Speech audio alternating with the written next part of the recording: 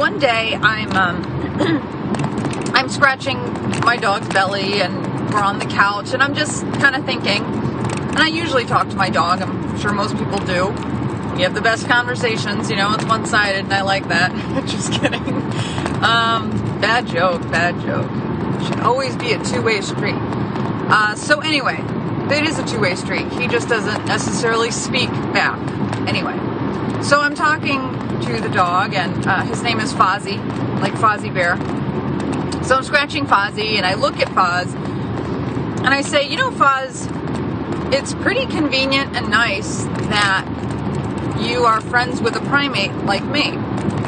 Because if you were with a pack of other dogs, they wouldn't be able to scratch your belly the way I do.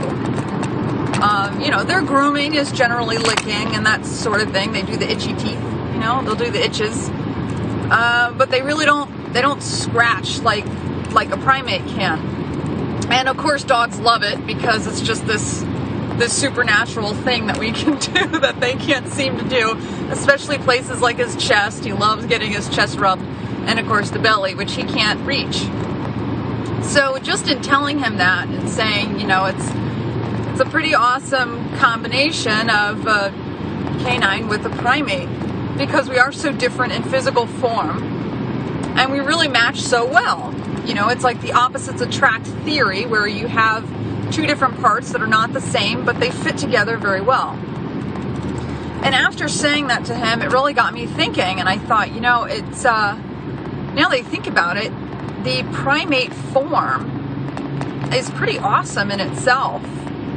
I mean, it's just it seems like it would be the preferred form that nature, or evolution, however you want to call it, evolution would choose the primate form over any other for, you know, for our environment.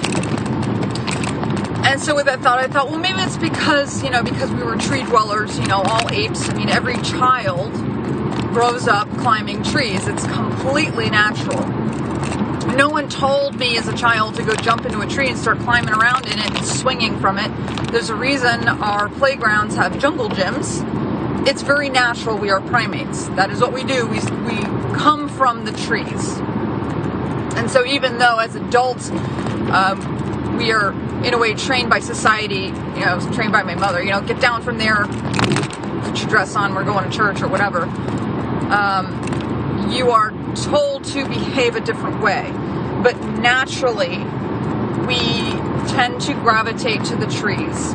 Well, I say we. I'm going to speak for myself. I felt safe. I often would take naps in the middle of the day. I'm from Florida, so it gets very hot, you know, and a little siesta in the middle of the day is also very natural. Squirrels do it too. Every other animal is like, too freaking hot. I got to take a rest. So that sort of thing is a natural tendency. And when I thought about it, I thought, well, you know, maybe it's because we're tree dwellers that we look this way. But then immediately I thought, well, squirrels don't really look like us, and they are absolutely built for the trees. So what happened? Why aren't there more primates?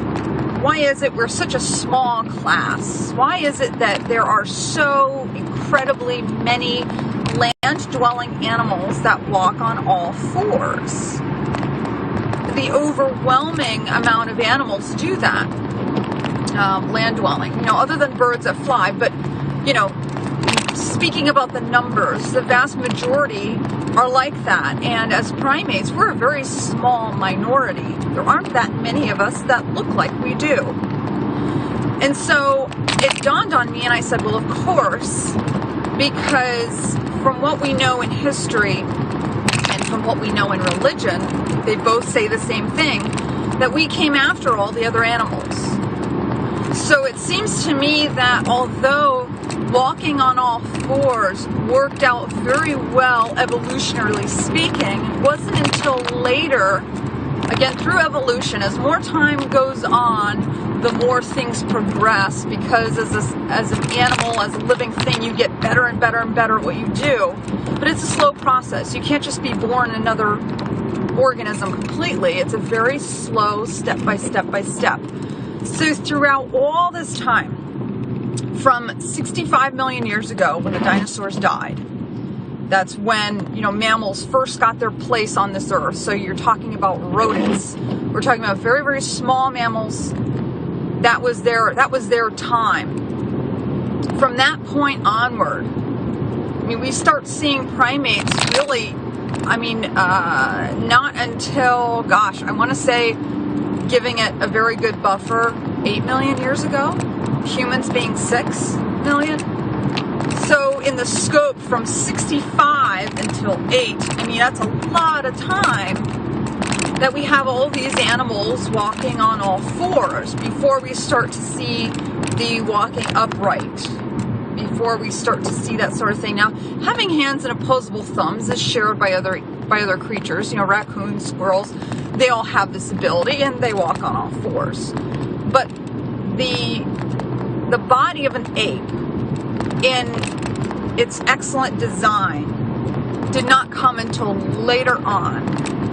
And it makes perfect sense to me, because it seems to me it is the most advanced for the land. And it makes sense that to get the most advanced, you have to wait for that. Things have to work themselves out, evolutionarily speaking.